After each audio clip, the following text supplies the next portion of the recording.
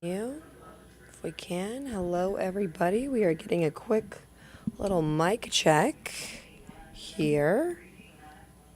And then once we do, all right, looks like we are up. I'm just going to wait a moment here before we jump into things.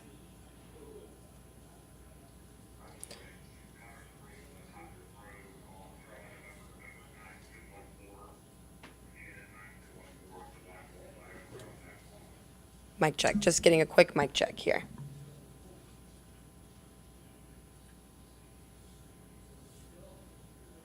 I can hear myself, so I think we're good.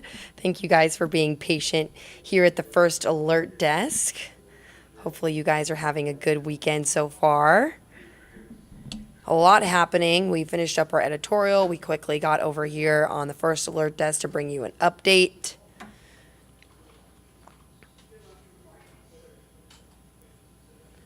All right.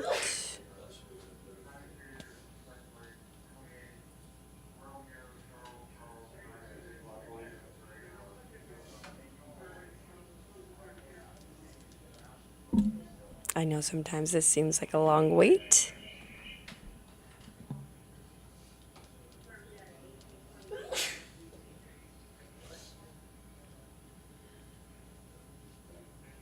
It's for sure no cut it, right? No halftime cut it today, for sure, for sure. Today is just college.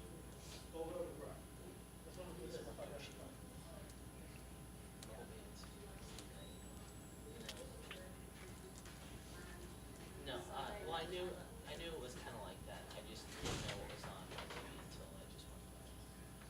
But I also know that I've seen the wrong person. Did you get a Chick-fil-A? Yeah. All right, cool. We are good to go. All right, thank you so much, guys, for being patient with me there.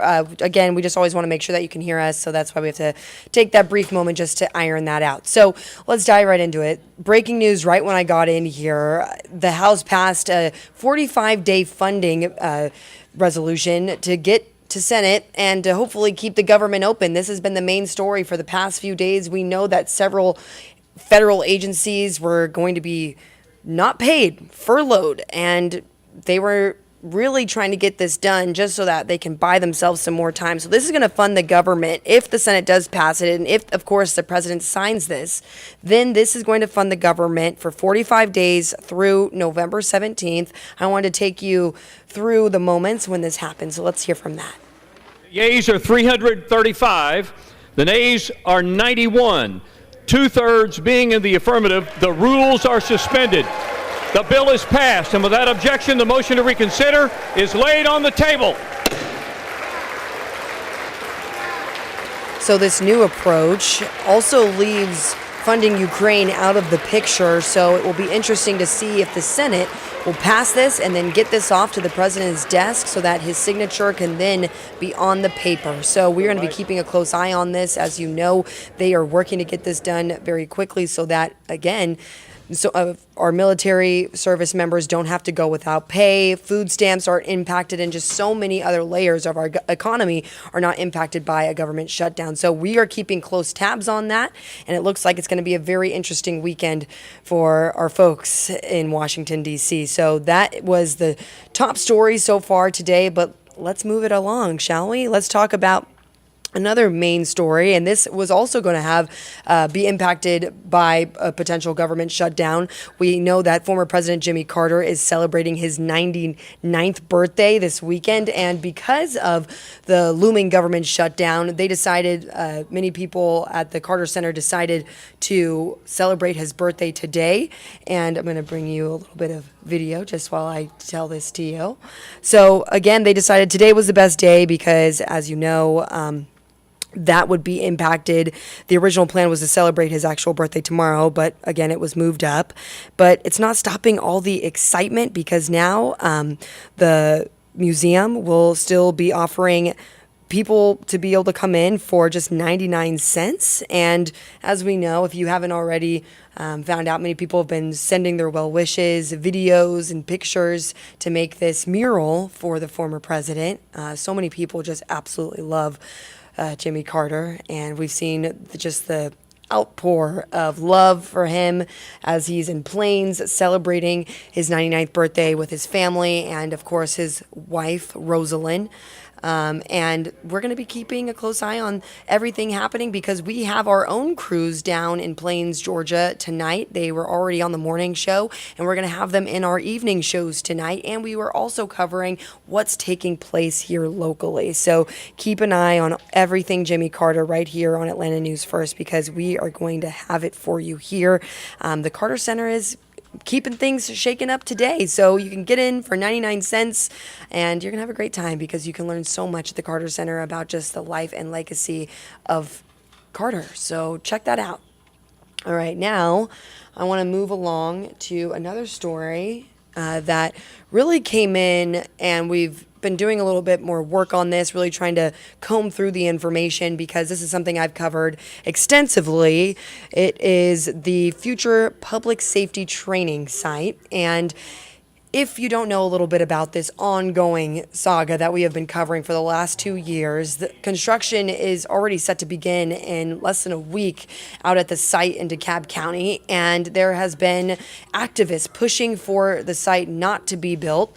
And they submitted over 100,000 signatures to the city clerk a couple of weeks ago, and then they were told that they could not submit them because of an ongoing legal situation that is underway in the District Court of Georgia, of the Northern District of Appeals Court. They basically wanted to extend the amount of time that the activists had to get those signatures in, but the judge put a pause on that. So then, in turn, the clerk said they weren't going to accept those signatures, but they did say they were going to start reviewing them and then digitizing them and posting them online.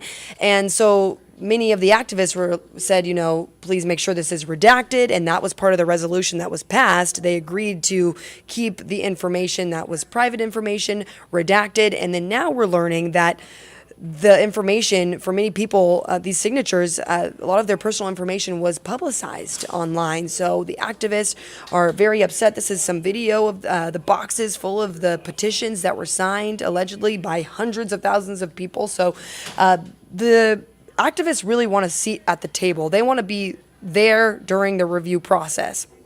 And now we're hearing that, again, that there was allegedly a violation of privacy because this is online now, and now only the date of births are blacked out and redacted when they were told by the city in their resolution that all private information would be blacked out. So this is an ongoing situation. It has been for, years now, and this is really their push to get this on the ballot, the November ballot. They're hoping to do that so that the city and voters in Metro Atlanta will have an opportunity to vote on whether or not the future public safety training site will be in fact completed in DeKalb County. So this is something we're going to continue to follow, and you can find more information on this story on AtlantaNewsFirst.com. We have an article there that details everything that we have covered on this issue, and we're going to have more details in our newscast tonight. So those are really the top stories. We have the 45-day spending or funding that was passed by the House. Now we're waiting on the Senate to see if they're going to pass that and then get it off to the president's desk so that we can fund the government for another 45 days through November 17th. And then we have former President Jimmy Carter celebrating his birthday this weekend, and the community celebrating it today. And then we just had this situation with the referendum and the signatures go public, and that was not what the activists wanted to see. So a lot of things happening this weekend. Looks like it's going to be a busy weekend, so keep an eye on the First Alert desk, and we will have every new update that's worthy of your time right here. Thank you so much for joining me, and I will see you at 10 and 11 o'clock tonight on Atlanta News First. Have a great night, you guys.